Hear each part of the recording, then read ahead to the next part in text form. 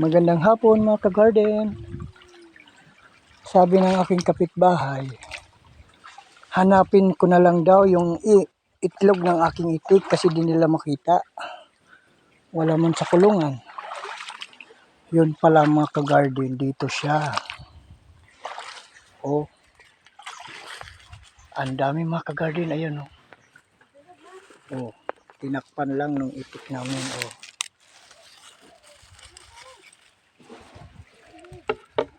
2, 4, 6, 8, 10, 11 na itlog mga ka-garden.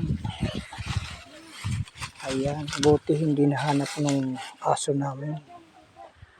Yan o, sa gilid lang ng sapa. Salamat sa Diyos muli sa biyaya.